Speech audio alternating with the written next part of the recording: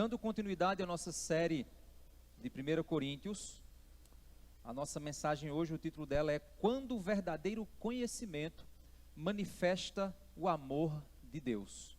Quando o verdadeiro conhecimento manifesta o amor de Deus. Todo ser humano é um idólatra. Você talvez já deva ter ouvido acusações que alguns evangélicos fazem, por exemplo, a outras religiões, como se nós não fôssemos também idólatras. E a realidade é que todo ser humano possui uma inclinação natural para a idolatria. A diferença é que muitas vezes nós não tentamos justificar as nossas idolatrias, ou nós não sistematizamos ela teologicamente e tornamos mais palpáveis.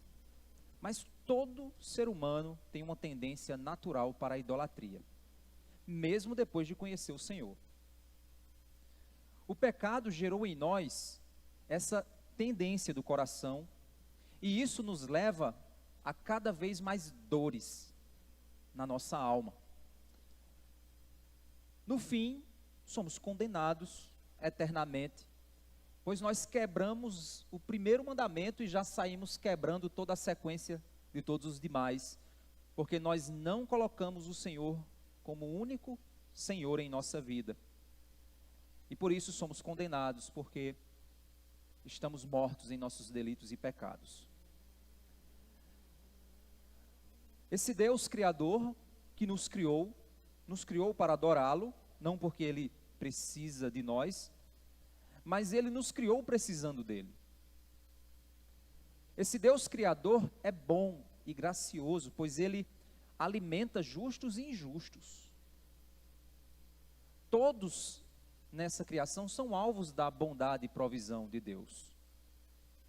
O que ocorre nesse mundo, quando nós conhecemos certas desigualdades, não é culpa de Deus, é culpa do ser humano mesmo, que provoca desigualdade. Mas Deus é o provedor de todas as coisas. Deus é bom, misericordioso, é gracioso. Talvez você cometa sim esse pecado da idolatria, talvez você nem perceba que você está cometendo nesse exato momento. E se você quer entender se de fato você está cometendo esse pecado da idolatria, ou então como se livrar desse pecado, vamos então meditar sobre o que o apóstolo Paulo vai nos falar hoje, nessa série de 1 Coríntios. Eu comecei a preparar essa mensagem, irmãos, e eu confesso a vocês que eu acredito que esse é um dos textos mais profundos a respeito de idolatria e de prática da vida cristã, mas ao mesmo tempo se torna um dos textos mais negligenciados na sua prática no meio evangélico. Os cristãos evangélicos cometem idolatrias terríveis, e esse texto combate essas idolatrias. Eu comecei então a preparar, já sabia disso, né? Eu já sabia que esse texto ele é negligenciado, muitas vezes negligenciado, e eu disse, meu Deus, que desafio, é um dos textos mais desafiadores do ponto de vista pastoral. E eu comecei a preparar e preparei do capítulo 8, do verso 1, eu fui até o verso 17 mais ou menos, que seria o contexto, né, do 1 ao 13, mas quando eu comecei a trabalhar teologicamente, nos detalhes, eu percebi que esse texto tinha muito mais a nos falar do que essa mensagem poderia, e ficaria corrido demais, e eu talvez perderia a profundidade do que está contido aqui. Então eu parei basicamente do verso 1 ao verso 3, e a gente vai trabalhar hoje somente esses 3 versos, para a gente conseguir compreender o contexto no qual o apóstolo Paulo está trabalhando essa questão. Então abram suas Bíblias em 1 Coríntios capítulo 8, vamos ler do verso 1 ao verso 3. 1 Coríntios capítulo 8, do verso 1 ao verso 3, diz assim: No que se refere às coisas sacrificadas a ídolos, sabemos que todos temos conhecimento. O conhecimento leva ao orgulho, mas o amor edifica. Se alguém julga conhecer alguma coisa, ainda não conhece como deveria conhecer. Mas, se alguém ama a Deus, esse é conhecido por Ele. A gente vai parar aqui, no verso 3. O que nós temos aqui é Paulo argumentando sobre a superioridade do amor em relação ao conhecimento e como o conhecimento deve ser usado com amor. O que isso tem a ver com idolatria? Exatamente o que a gente vai entender, porque no contexto posterior, e a gente vai ver na semana que vem a aplicação do que a gente vai entender aqui hoje, então guarda no teu coração, se você puder, pega essa mensagem na internet depois, assiste ela de novo, tenta ruminar e trabalhar muito do que eu vou falar aqui, porque até para quem é da área de aconselhamento bíblico, né, que já fez curso de aconselhamento ou que deseja se aprofundar nessa área, eu vou trazer muito conceito aqui, que são conceitos do aconselhamento bíblico, e que vai lhe ajudar a refletir um pouco sobre as idolatrias do coração. Então, guarda no teu coração tudo que vai ser dito aqui, medita, escreve, tenta entender, se tiver dúvida, quiser me perguntar depois, estou aqui à disposição para ajudar. Primeiro, o assunto em questão é apontado logo no início, quando Paulo diz assim: no que se refere às coisas sacrificadas a ídolos. É necessário a gente entender que 1 Coríntios é uma carta escrita para responder perguntas da igreja. A igreja de Coríntios fez perguntas a Paulo e apresentava determinadas questões práticas da sua vida como igreja, que Paulo escreveu 1 Coríntios para responder essas questões.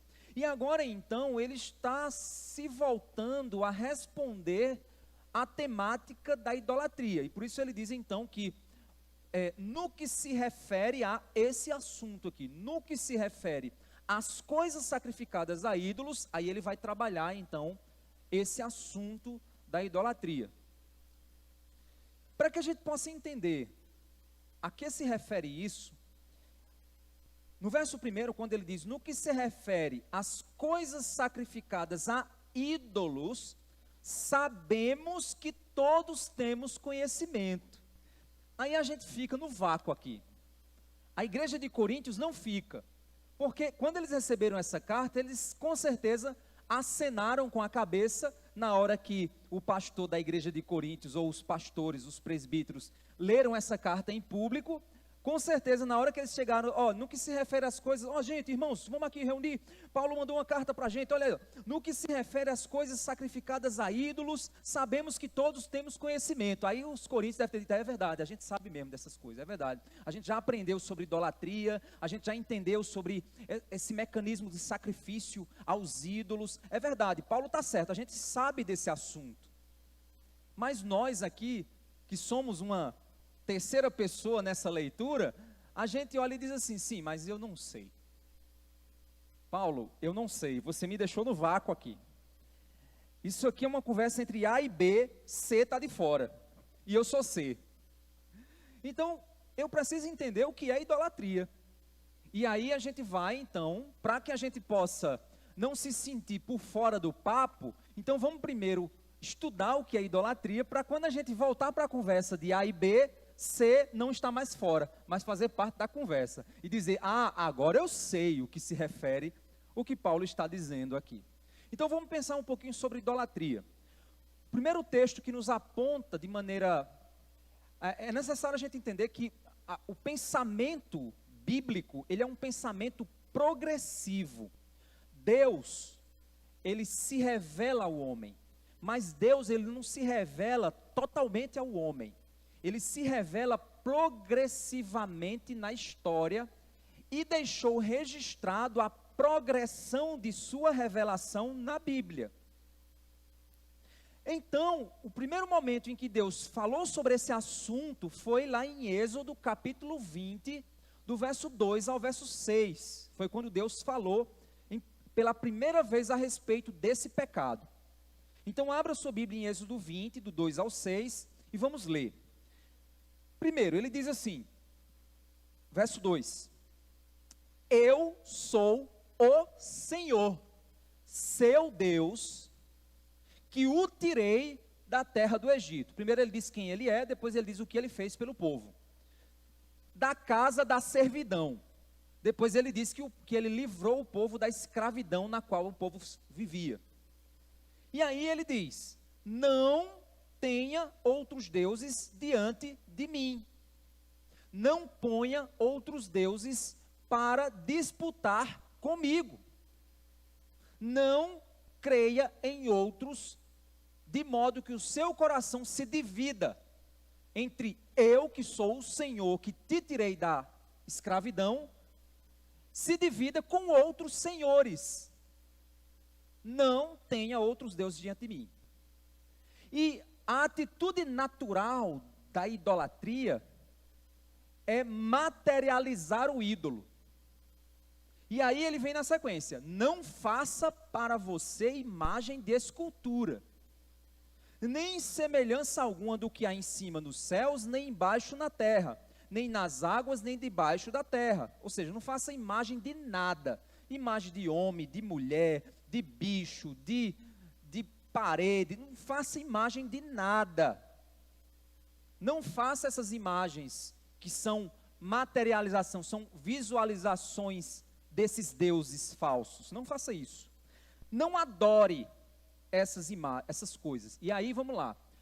A gente não tem tempo de trabalhar o conceito bíblico de adoração. Então, eu vou resumir para você. Adorar é viver para e servir o que adoramos. Isso é adorar. Certo? Esse é o conceito de adoração. O que eu adoro é aquilo para o qual eu vivo e aquilo para o qual eu sirvo. É o que eu adoro. Certo? Então ele está dizendo: não adore esses ídolos, não sirva-os, não viva por eles, não faça isso, nem preste culto, não faça rituais para eles, porque eu, o Senhor, seu Deus, sou Deus zeloso. E esse termo zeloso significa ciumento, e não é o ciúme humano não, pelo amor de Deus, que o povo ciumento que estiver aqui vai dizer: está vendo, eu sou zeloso. Não, você é bobo, né? Você é bobo. Você não é zeloso. Você é uma pessoa egoísta. Não tem nada a ver com o zelo de Deus. Porque o zelo de Deus é, de fato, cuidado. Porque não há absolutamente nada que possa competir com Deus. Então, quando eu digo que há algo que possa competir com Deus, eu estou mentindo. Como é que eu posso dizer que uma coisa desse tamanho pode competir com uma coisa infinita? É loucura isso. Então, quando Deus está dizendo assim: não faça isso, porque eu sou zeloso por você. Deus está dizendo: não faça isso, porque eu tenho cuidado, eu amo você de tal maneira que eu não quero que você cometa esse engano. A minha preocupação não é comigo, a minha preocupação é com você. O ciúme humano é diferente, é preocupação com você mesmo. Estou com medo de arrumar competição, porque senão eu vou perder ele, eu vou perder ela. Então a preocupação não é zelo, não, é preocupação com você mesmo. Então para de conversa que isso aqui não se encaixa na Bíblia, não. O zelo de Deus é diferente. Ele não está preocupado com ele perder você. Ai não, eu vou perder ele. Não, que Deus não precisa de você. A preocupação de Deus, o zelo dele por você é dizendo assim: se ele cair nesse engano, ele se perde. E eu amo ele, eu não quero que ele se perca. Porque se ele cair, não acontece nada comigo, acontece tudo com ele. Mas eu amo ele e quero o bem dele. Então eu sou um Deus zeloso. Por isso que eu não quero que você tenha ídolos. Por isso que eu não quero que você ponha em competição no seu coração coisas no meu lugar. Não, senão quem vai perder é você, não sou eu, é você. Está entendendo a lógica? E aí ele diz: eu sou o Senhor seu Deus, Deus zeloso, que visito a iniquidade dos pais nos filhos até a terceira e quarta geração daqueles que me odeiam, mas faço misericórdia até 1000 gerações daqueles que me amam e guardam os meus mandamentos. O objetivo desse texto aqui, desse ponto aqui, é dizer o seguinte: eu cobro as consequências dos pecados de todos, mas a minha misericórdia sempre vai exceder a minha cobrança de pecado. É isso que ele quer dizer aqui. Eu sempre sou infinitamente mais misericordioso do que eu cobro pecados. Eu cobro pecado, viu? Não esqueça disso não. Mas eu sou infinitamente mais misericordioso. É isso que ele quer dizer aqui. Ou seja, esse texto, ele está ensinando para mim o quê? Que a idolatria tira do meu coração a exclusividade que só Deus deve ter. Só Deus é o meu supremo libertador e provedor. Ser idólatra é dizer uma mentira para nós mesmos, de que Deus não é suficiente, de que Deus não é supremo, que eu preciso de Deus e mais alguma coisa para ser feliz. Que Deus não é tão bom, eu preciso de Deus e mais alguma coisa para me sentir bem. Isso é uma falha, é uma deficiência da nossa visão espiritual. E essa deficiência que acha que Deus não é suficiente, não é infinitamente bom, não é infinitamente provedor, isso é uma agressão à pessoa de Deus. É dizer a Deus que Ele não é o que Ele é. É dizer a Deus que Ele é um pouco... é o seguinte, tu é top, mas eu ainda preciso disso aqui. Eu tô cometendo uma blasfêmia contra Deus quando eu cometo idolatria. E isso não faz nada com Deus. Então, quando Deus ele diz, me adore com exclusividade, Deus não está dizendo assim, porque eu preciso. Não, Deus está dizendo porque você precisa. E eu me preocupo tanto com você, que se você não me adorar com exclusividade, é você quem está perdendo. Entendeu a lógica? Então não compara Deus com aqueles deuses do Olimpo, que fica assim, me adorem porque eu quero ser exaltado, eu gosto muito, eu me sinto muito especial. Pelo amor de Deus, Deus não precisa de nada disso, Ele é Deus, Ele é infinitamente supremo. Agora, adorar a Deus, para nós é o maior benefício e a maior bênção que você pode ter na face do universo. Não adorá-lo é o maior erro e a maior bobagem, a maior idiotice que você pode fazer na sua vida. Porque no fim você vai viver uma vida medíocre e no fim vai ser condenado. Está entendendo a lógica? Pois guarda isso no seu coração. Lá em Levítico, capítulo 19, verso 4, diz assim: não se voltem para os ídolos, nem façam para vocês deuses de metal. Eu sou o Senhor, o Deus de vocês. Não façam ídolos de metal. Não materializem o pecado de vocês. Ou seja, os ídolos são construções humanas que representam apenas o fruto da imaginação, dos desejos humanos. São frutos de desejos humanos que prometem atender do jeito deles, do jeito que o ser humano quer. Então o ídolo faz o que eu quero. Na realidade, no fim das contas, o ídolo é meu servo. Eu sirvo a ele porque ele me devolve em troca. É isso que a idolatria faz. Deus não é um ídolo, você não manipula Deus. Você não mexe com Deus como você quer, como você faz com o ídolo. O ídolo você mexe com ele. Você dá para receber do ídolo. Deus não é assim. Deus não precisa de nada de você. Lá em Salmo 115, 4 e 8, diz assim, Salmo 115, 4 e 8. Os ídolos deles são de prata e de ouro, são feitos por mãos humanas. Têm boca, mas não podem falar. Têm olhos, mas não podem ver. Têm ouvidos, mas não podem ouvir. Têm nariz, mas não podem sentir cheiro. Têm mãos, mas não podem apalpar. Têm pés, mas não podem andar. E não emitem som nenhum da sua garganta. Tornem-se semelhantes a eles, aqueles que os fazem e que neles confiam. O que esse texto me ensina? Que você se torna o que você adora. Você fica igual ao que você adora. O que você adora, o falso Deus que você adora, faz com que você fique igual. Por exemplo, quando eu era roqueiro, eu adorava andar de preto, dar anel de caveira e ficar parecendo com aqueles cabas lá. Ainda bem que não entrei na onda que aqueles cabas entram. Mas aquilo que eu adorava me tornava igual. É isso que a idolatria faz. Sou devoto de Santo Expedito, o santo das causas urgentes. Por quê? Porque eu sou um cabo agoniado e apressado.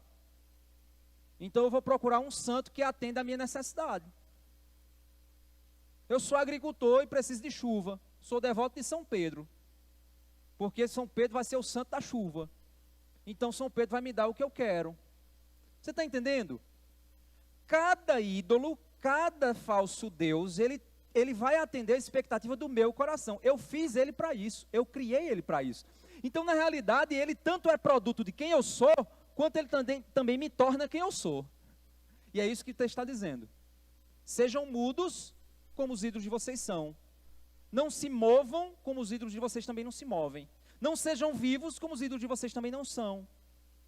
Agora, quando eu adoro a Deus é diferente. Quando eu adoro o Deus verdadeiro, eu me torno semelhante a Ele. Mas para que nós fomos criados, então? Você já parou para pensar aqui? Olha só, noves fora. Vamos fazer a equação, jogar o noves fora. Qual é a lógica que a gente chega, então? Se eu adoro a Deus, eu me torno semelhante a Deus. Porque Deus me criou para ser imagem e semelhança dEle. Quando eu adoro o ídolo, eu me torno imagem e semelhança do ídolo. Então, qual é o melhor? Adorar uma coisa que eu criei ou adorar um ser que me criou? É claro que no lugar de eu adorar uma coisa desse tamanho, eu tenho que adorar uma coisa infinita. Porque eu vou ser muito mais e vou estar muito além do que eu posso ser se eu adorar Ele. Eu vou ter acesso a algo muito maior do que eu.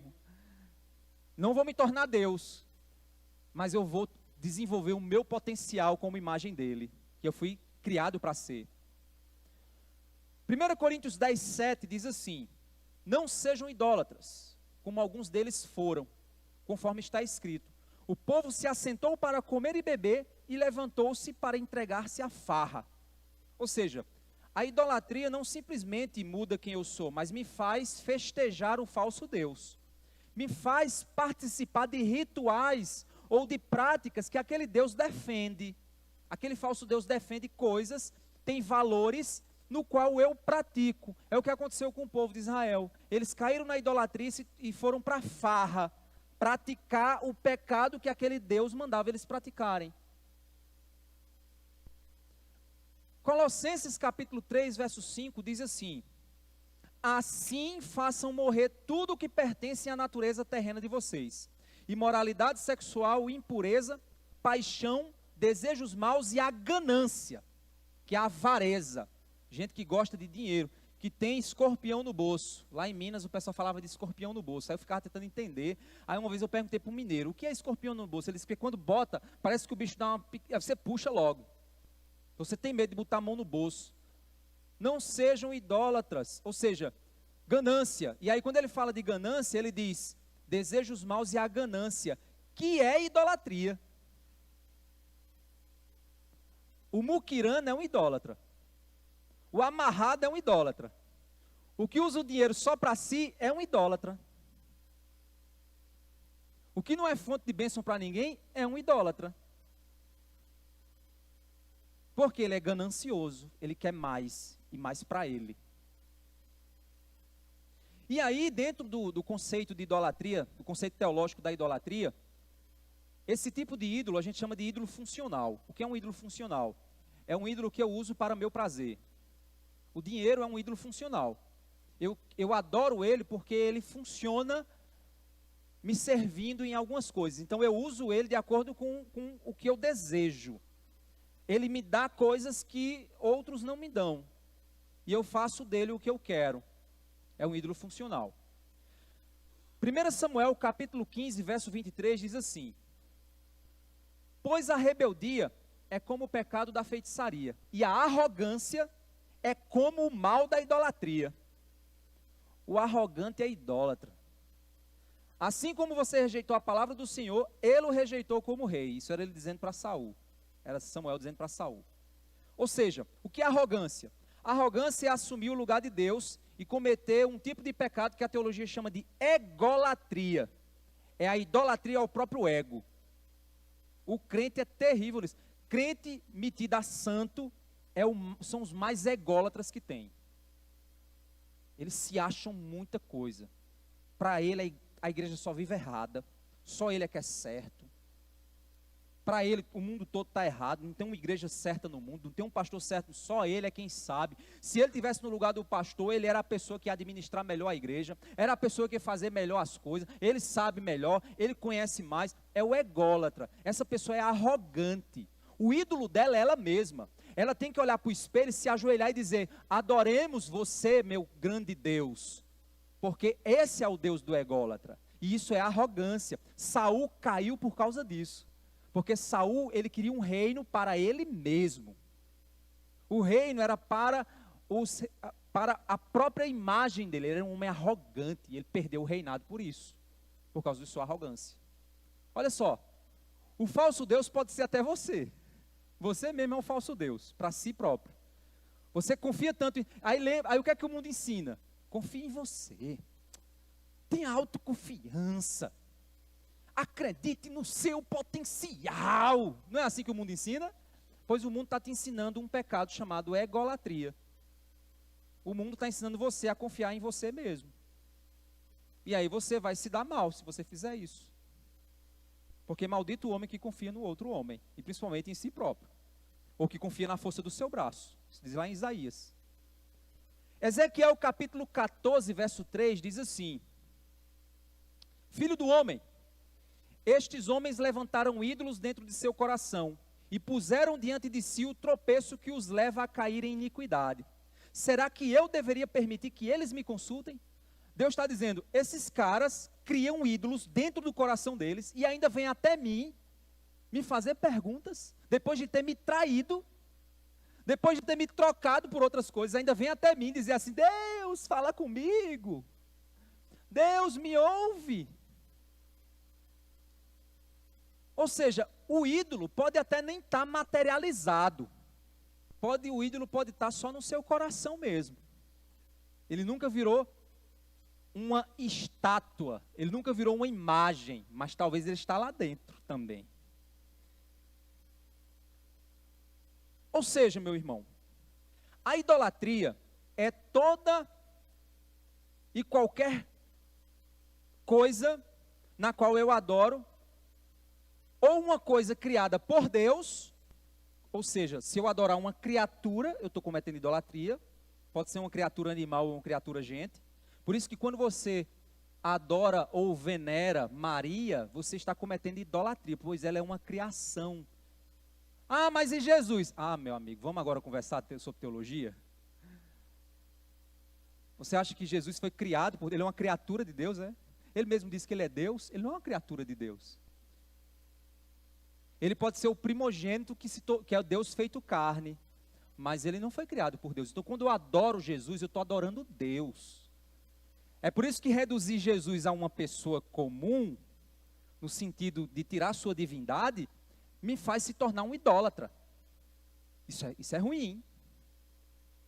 E às vezes os crentes fazem isso, viu? Deixa eu dizer uma coisa para você, meu querido, Jesus é Deus. Ah, mas eu vou pedir ao pai pelo filho, como se o pai fizesse e o filho ficasse só chupando o dedo. O pai só faz se o filho deixar, e o filho só faz se o pai deixar, porque os dois são um só. Os três são um só. E a gente tem tanto desconhecimento da Trindade que a gente acaba sendo idólatra, reduzindo Jesus a uma divindade comum, qualquer, criada pela mente humana.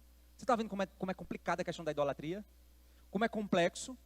Então, se eu adoro qualquer criatura criada por Deus, ou qualquer criação da imaginação do homem, o homem cria algo, e eu deposito nisso minha confiança, minha esperança e meu amor, eu viro idólatra. Algo que eu devoto meu serviço, ou considero como um sentido para eu viver e existir, isso é meu ídolo. Eu tiro Deus do centro e coloco no ídolo o que deveria pertencer só a Deus.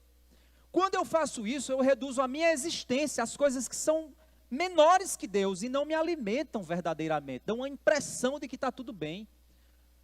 Você está lá com tua conta, nesse exato momento, você tem $1 milhão na sua conta do banco, você está em paz, e se você pegar um câncer, você vai pegar esse 1 milhão e pagar para o médico te curar?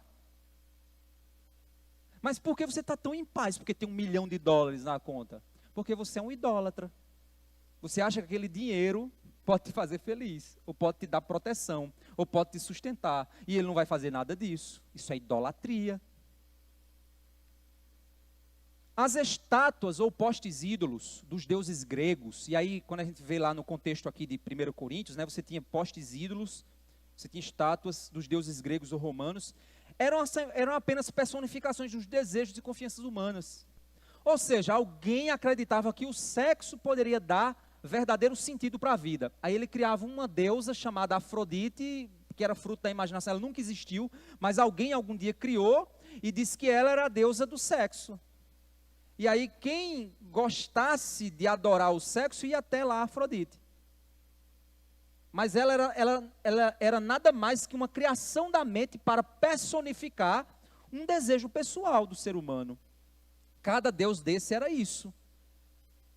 As estátuas ou postes ídolos dos deuses gregos ou romanos eram apenas personificações desses desejos. Existia o deus do sexo, da prosperidade econômica, o deus da guerra, o deus das chuvas. Qualquer coisa que as pessoas desejassem, elas pediam ou esperavam nesses deuses, que eram especialistas nessas coisas que elas confiavam ou desejavam. Por exemplo, recentemente estão aí ventilando a possibilidade de você ter o primeiro, eu acho que é o primeiro não, vai ser o segundo santo brasileiro, que vai ser o padroeiro da internet, que era um jovem influenciador, ele vai virar o padroeiro da internet. Então vocês aqui, irmãos que trabalham com internet ou com tecnologia, na hora que você tiver com um problema que está dando trabalho na sua vida aí, e que talvez você vai perder muito dinheiro, porque o teu computador não está funcionando, faz uma reza para esse cara.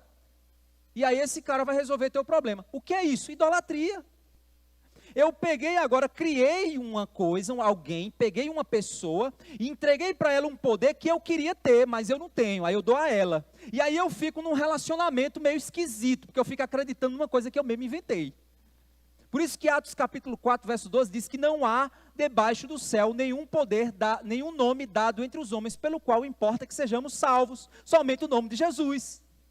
Então não há nenhum ser humano que tenha poder, mesmo depois de morto, que tenha poder para fazer algo por nós. Porque se eu passar a acreditar nisso, eu estou tirando de Deus um poder que é exclusivo dele. Isso é idolatria.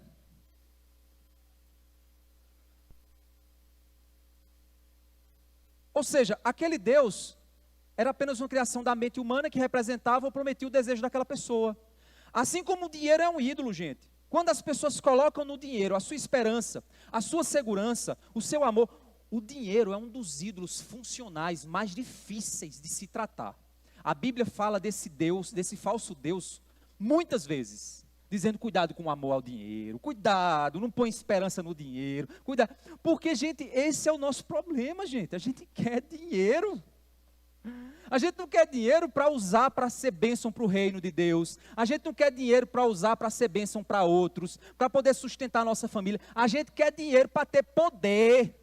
A gente quer dinheiro para fazer o que a gente quer, para trazer felicidade para a gente, para ter o melhor para nós. É isso que a gente faz. Então o dinheiro é apenas, gente, o dinheiro é só um pedaço de papel. E é fedorento, cheio de bactéria. Mas eu tenho certeza que se eu tiver com um aqui bem fedorentinho na minha mão e disser assim, qual irmão quer isso aqui? Você vai dizer, eu. Mas esse papel, esse pedaço de papel, ele personifica a possibilidade de você ter poder, de você ter acesso ao prazer, dependendo, você ter prestígio, você ser bilionário, olha só que massa. Esse papel promete dar tudo o que você precisa, tudo o que você quer, e pode te fazer seguro e feliz. Você espera nesse papel o que somente o Senhor Deus pode te dar, a segurança que só Ele pode te dar, o amor que só Ele pode te dar, o poder que só Ele pode te dar, a sabedoria que só Ele pode te dar, a felicidade que só Ele pode te dar. Mas você acha que o dinheiro pode te dar. Porque se você tiver o dinheiro na mão, você faz o que você quiser. Você se torna dono do seu próprio futuro. Hoje existem diversos falsos deuses para além do dinheiro, gente. Existe o Deus do prazer sexual, que promete satisfação. O Deus do prestígio social, mídias sociais, meu amigo, é a onda do momento para isso. O Deus do prestígio promete que você se sinta importante, aceito, bonito.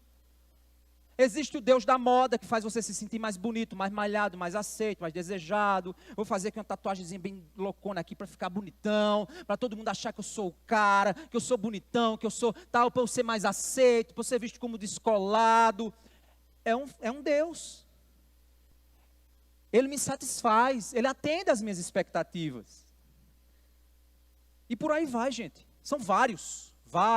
E hoje é mais complicado ainda. Eu acho que se o apóstolo Paulo vivesse hoje, ele ia dizer, rapaz, essa carta vai ter que ter umas 30, vai ter que ter uns 3.000 páginas. Porque meu amigo é ídolo para dedéu. é ídolo criado pela mente humana dos mais diversos. Tem gente que se sente... Deixa eu citar para vocês um bem louco. Por exemplo, o ídolo do sexo, né? O ídolo sexual. Existe uma manifestação de desejo sexual chamado podofilia. Não é pedofilia, não é podofilia. É desejo sexual por pé. Tem gente que vai na internet e compra um pé de silicone para se animar com um pé de silicone. Pastor, pelo amor de Deus, que loucura. Pois é, meu querido. É isso que a idolatria faz. Lê Romanos 1, a mente deles se ensoberbece, eles se anulam e, se dizendo sábios, se tornam loucos. Olha o que a gente está vendo aí na Olimpíada com a idolatria do gênero. A idolatria, isso é fruto da idolatria sexual, viu, gente? É você achar que o seu desejo sexual define quem você é. É o Deus do sexo dizendo a sua identidade. Aí a gente está na confusão agora na Olimpíada. Mas é mulher, não é mulher? É mulher, não é mulher? Fez teste, mas não é mulher. Mas o que é mulher? Não sei mais o que é mulher. É interessante que nesses esportes aí você tem homens que se dizem que é mulher competindo em esporte de mulher. Porque você não tem o contrário. Já pararam para pensar? Por que você não tem o contrário? Por que não tem uma mulher boxeadora que diz que é homem e vai para os esportes dos homens? Só tem o contrário. Por quê? Aí você diz, mas eles estão loucos. Não, é muito mala, gente. É muito mala. Porque contra a verdade ninguém pode. É óbvio que um homem atleta é muito mais forte que uma mulher atleta. Por causa das questões físicas. É inevitável isso. É a verdade, é a realidade. Homens foram criados para batalha, para guerra. Mulher não. Você pode assistir bilhões de filmes da Marvel. Vê lá a Capitão Marvel rodopiando, fazendo aquela coisa lá toda empoderada. Mas na realidade não faz aquilo ali. A vida real não é assim, mas cria-se o quê? Uma imagem que projeta um ídolo do coração. O desejo que as mulheres têm de serem poderosas. De dominarem. Lembra? Lá do Éden? Pois é, começou lá. Começou lá. E por aí vai. Também tem os pecados dos homens.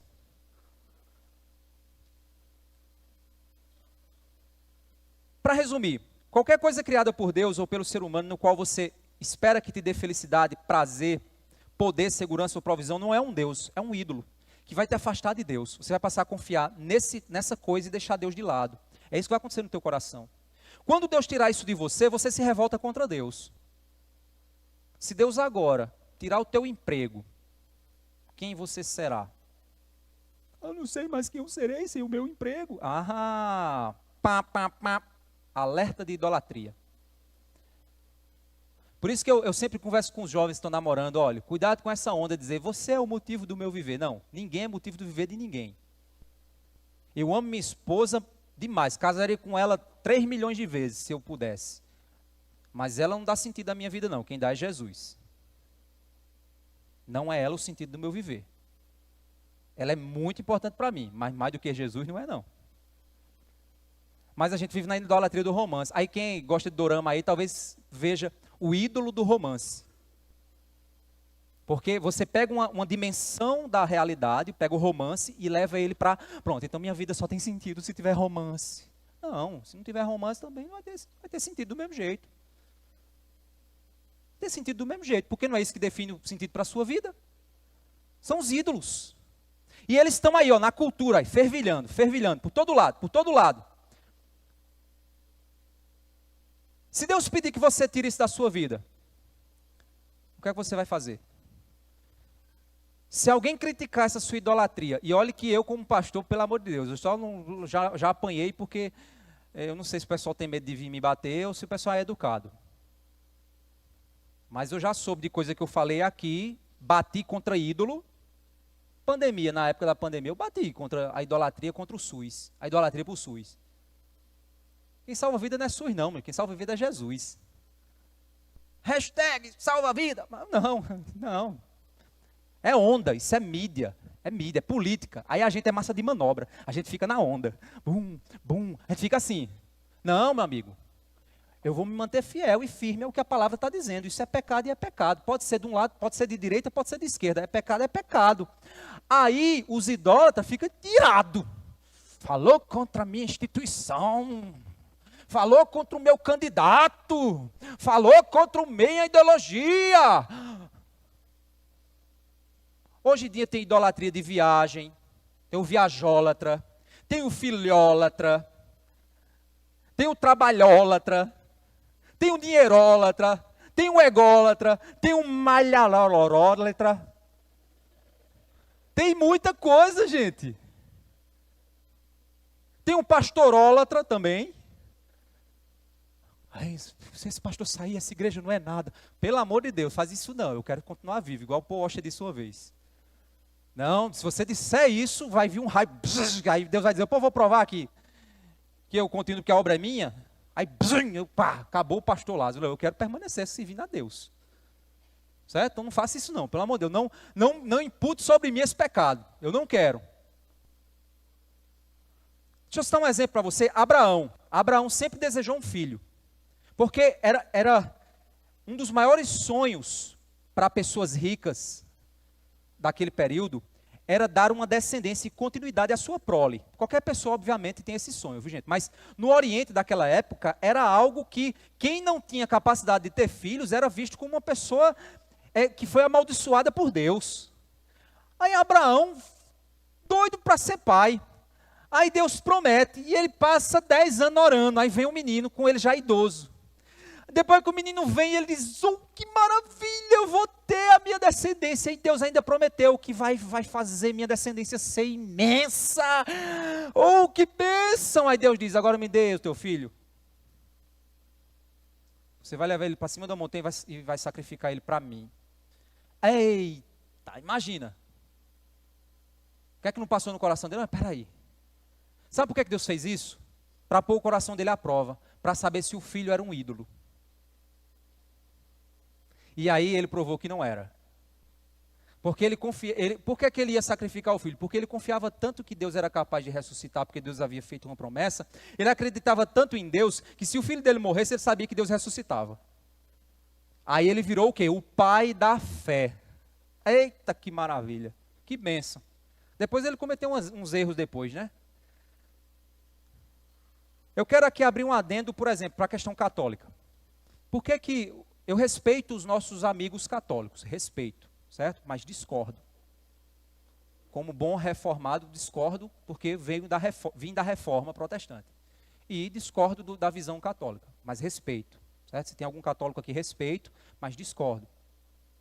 Por que o católico comete pecado da idolatria? Porque qualquer santo, qualquer ser humano, já morto, é óbvio, né? Já morto, no qual eu deposito a fé, confiança de que ele tem poder para interceder ou para fazer qualquer coisa que só Deus pode fazer, eu estou cometendo pecado da idolatria. Eu estou pegando um objeto da criação e estou tornando ele algo que ele não é. E isso vai me fazer desprezar Deus depois.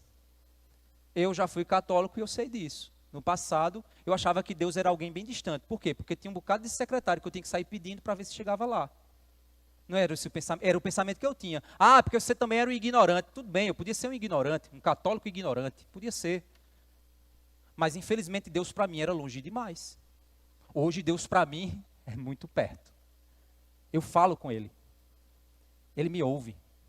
Ele me vê. Eu não preciso de centenas de pessoas, só preciso dEle. E quando eu choro, Ele está comigo. O Senhor Supremo de todo o universo está comigo. Na hora que a lágrima desce, Ele está do meu lado. Antes eu achava que não. Porque a idolatria faz isso. E tira Deus do seu coração. E você começa a achar que está adorando Deus, mas não está. Você está adorando um sistema, uma religião, um sacerdócio. Não é Deus que você está adorando. É alguma coisa que você criou. O meio evangélico também é assim. Um castiçal, um óleo de não sei o que lá, uma mão ungida de não sei aonde, uma oração de não sei o quê, subir no monte para orar. Porque se eu orar no monte e orar no meu quarto é a mesma coisa. O Deus escuta do mesmo jeito. Porque o sinal do Wi-Fi lá é melhor, é? Aí eu tenho que subir mais alto porque o sinal vai ser melhor. Não, isso é misticismo, gente. Isso é misticismo. Se você quer ir para um lugar mais calmo para poder orar, tudo bem, Jesus fazia isso. Mas coitada de uma mãe com 5 filhos pequenos, querendo orar. Não vai ter lugar calmo nunca para ela orar. A não ser que bota o menino tudo na escola. Aí aproveita aquele horário para orar. Então, gente, tudo isso são coisas que são criações humanas, que no fim das contas só destrói minha fé, destrói meu relacionamento com Deus. O que Paulo então está falando aqui é o seguinte, olha só. No que diz respeito às coisas sacrificadas a ídolos. Eita, aí vem outro ponto, sacrificadas.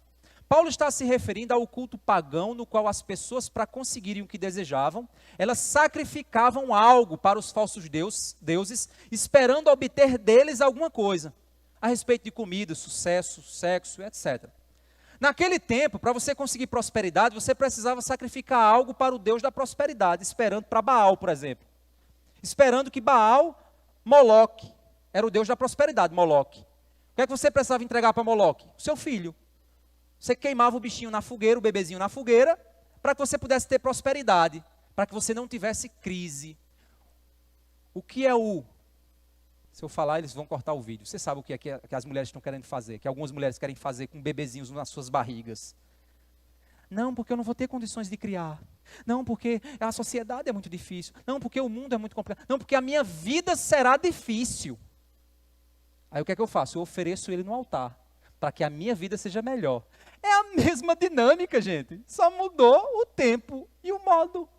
Mas o fim é o mesmo. Crianças mortas em nome de uma prosperidade. Em nome de um avanço ideológico. Em nome de uma liberdade. Idolatria. Continua sendo idolatria.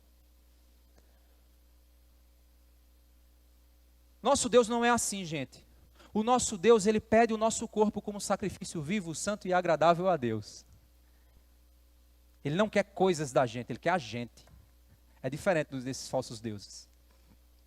O sacrifício não é doído, não é desagradável, é um sacrifício agradável. Nós somos transformados internamente. Nós temos o prazer em sacrificar a nós para esse Deus.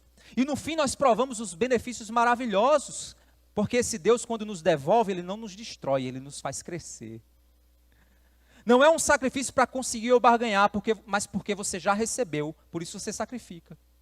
Não é sacrificar para ter, é porque você já tem, por isso você sacrifica. Por exemplo, você sacrificasse para servir a Deus na igreja. Você serve na igreja para conseguir algo, é? Pois então, meu amigo, você é um idólatra. Mas se você serve na igreja porque você já conseguiu algo, louvado seja Deus. Você obedece a Deus fazendo a coisa certa porque você quer que Deus te abençoe em troca, então você é um idólatra.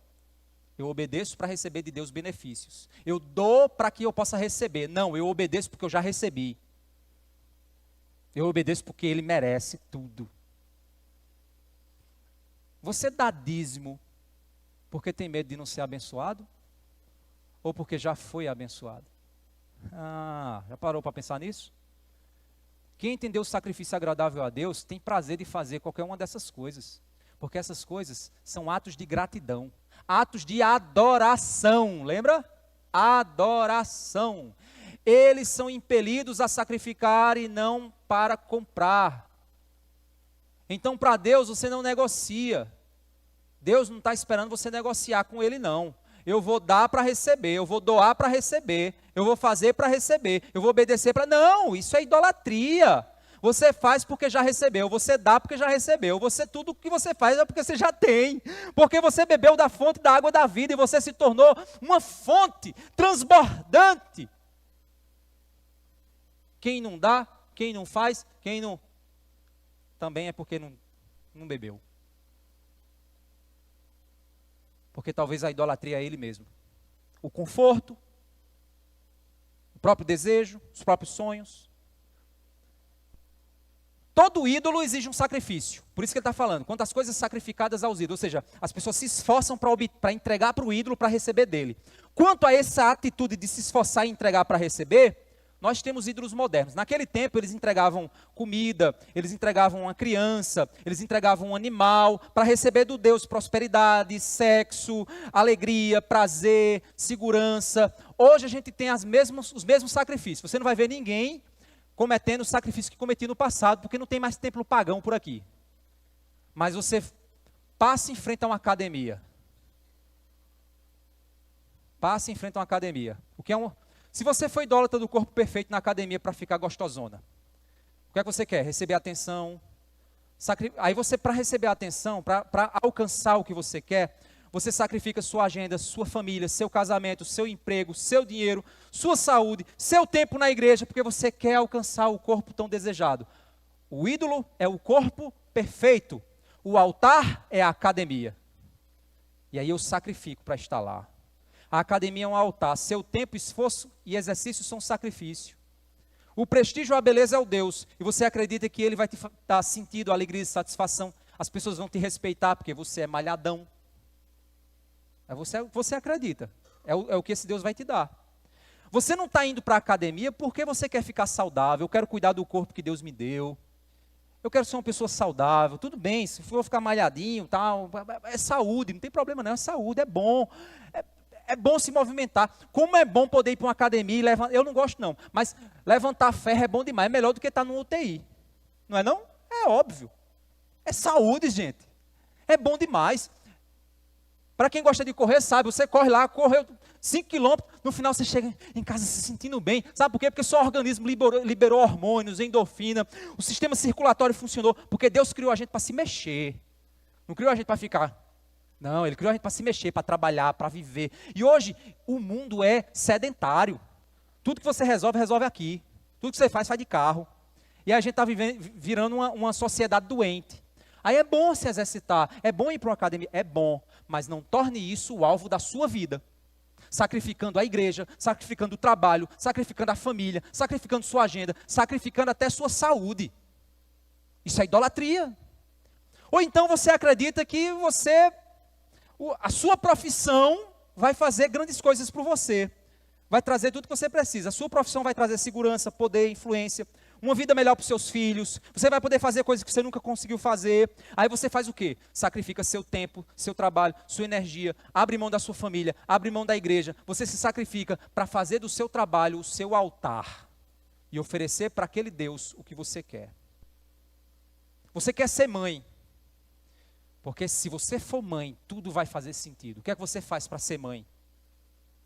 Até arrumar casamento, você vai querer arrumar. Aí esses filhos se tornam deuses, ídolos, determinam tua agenda, mandam em tudo dentro de casa. E no fim das contas você se torna uma mãe controladora. Os seus filhos vão casando e vão saindo de casa e você continua querendo controlar. Sabe por quê? Porque se seus filhos saem de casa, você parece que deixou de ser mãe. Parece, né? Você vai para uma outra modalidade, você vai se tornar sogra agora, né? Você vai tornar mãe de alguém casado. É outra modalidade de mãe.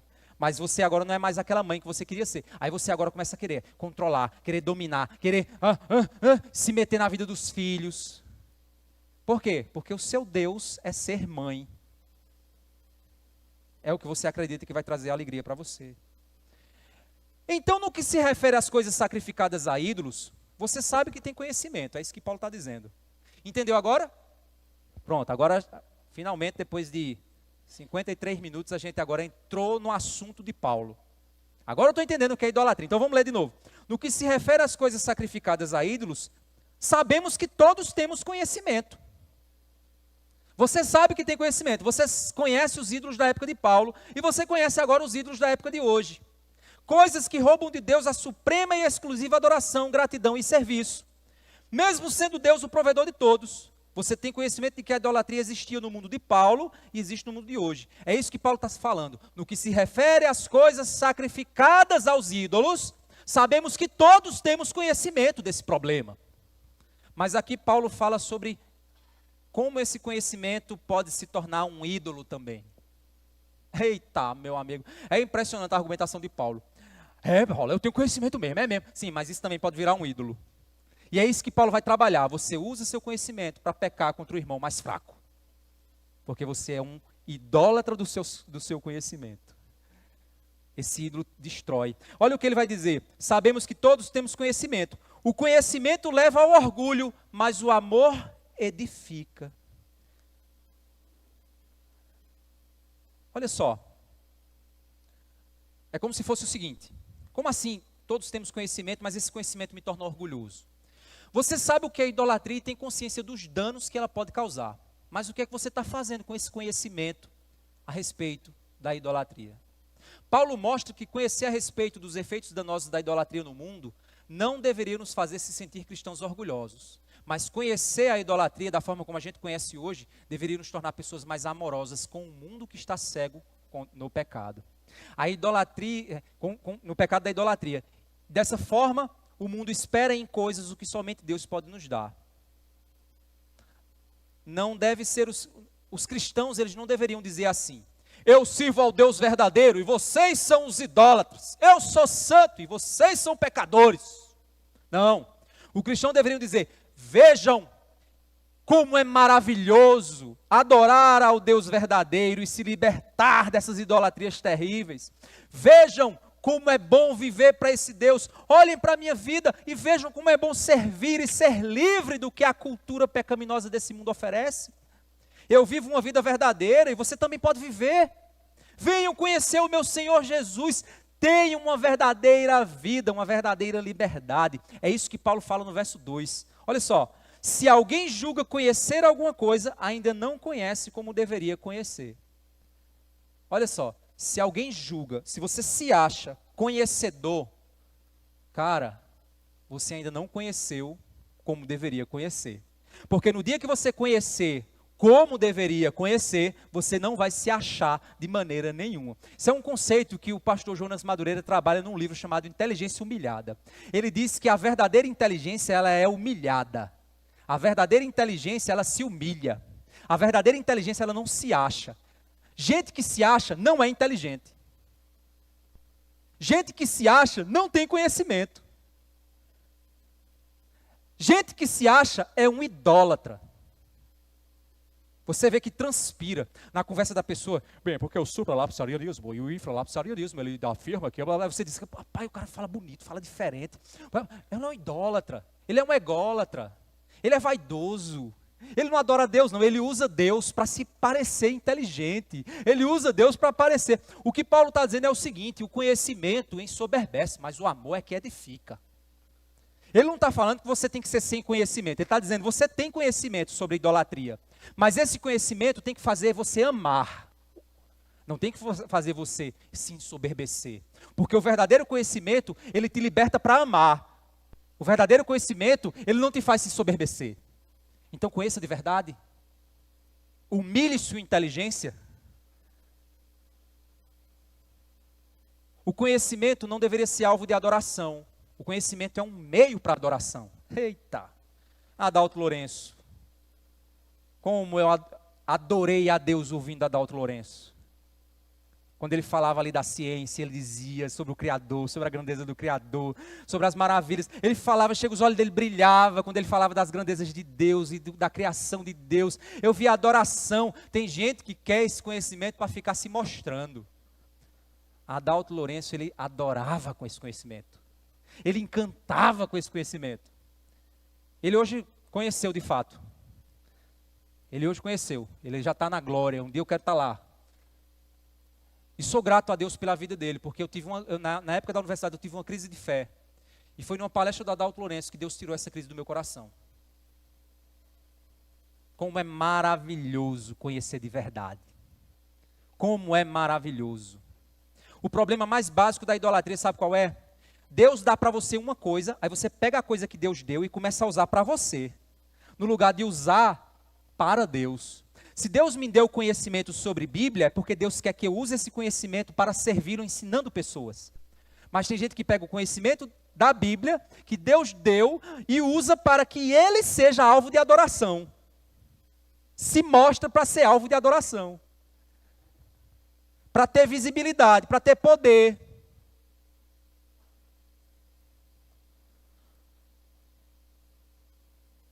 Olha o que ele vai dizer aqui no verso 3. Mas se alguém ama a Deus, esse é conhecido por ele. Gente, isso aqui, aí você faz assim, Jesus, o que ele está dizendo aqui?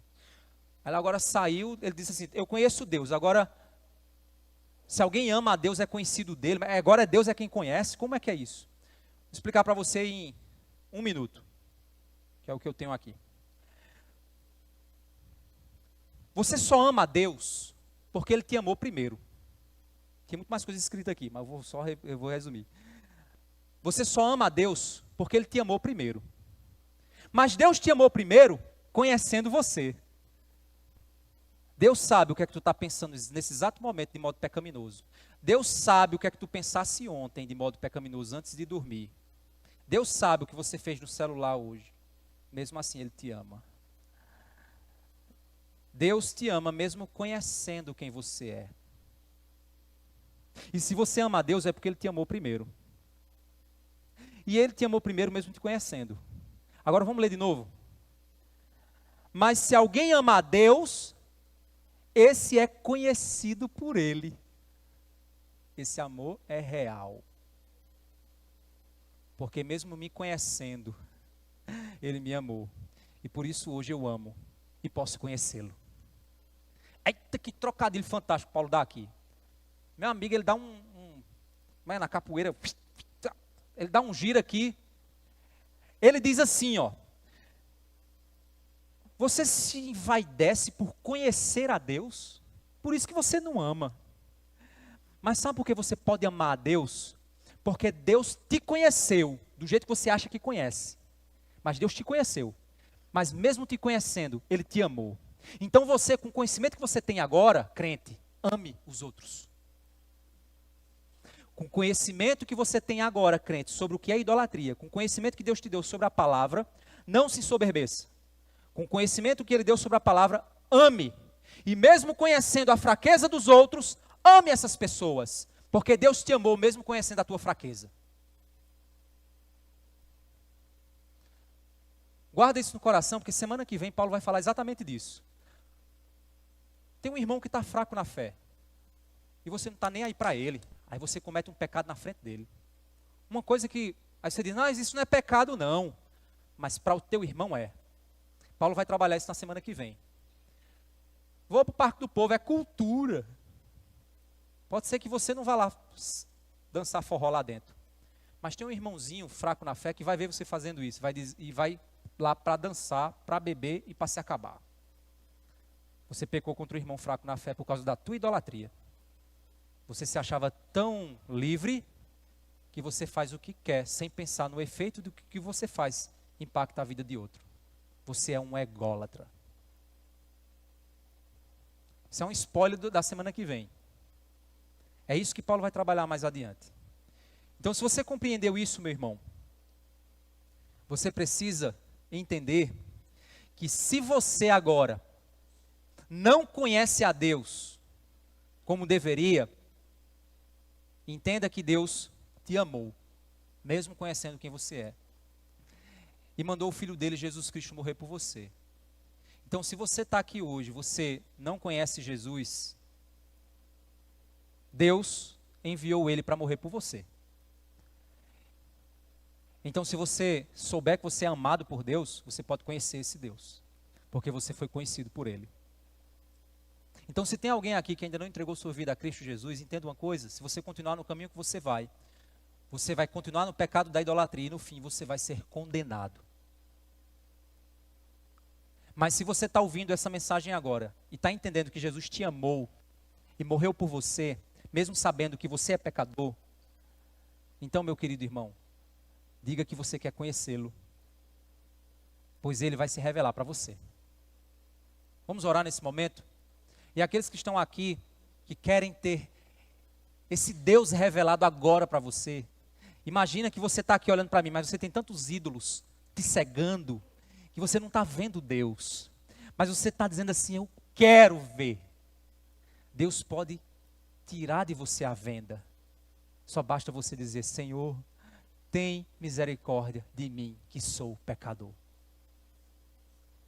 Ore nesse momento, junto comigo, diga assim, Senhor Deus, te peço em nome de Jesus, Pai, eu sou um idólatra, talvez eu tenha acreditado só em mim, e tenho negado a grandeza do Senhor Deus.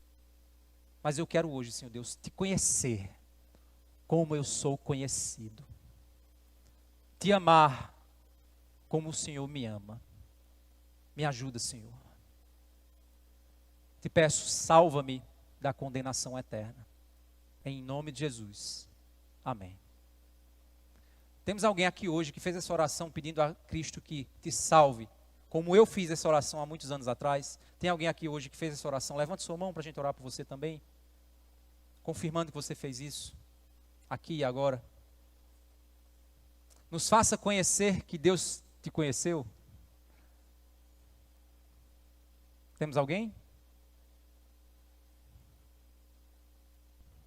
Se tiver, quiser me procurar no final, estou à disposição. Minha missão aqui é exatamente te ajudar a conhecer o Senhor.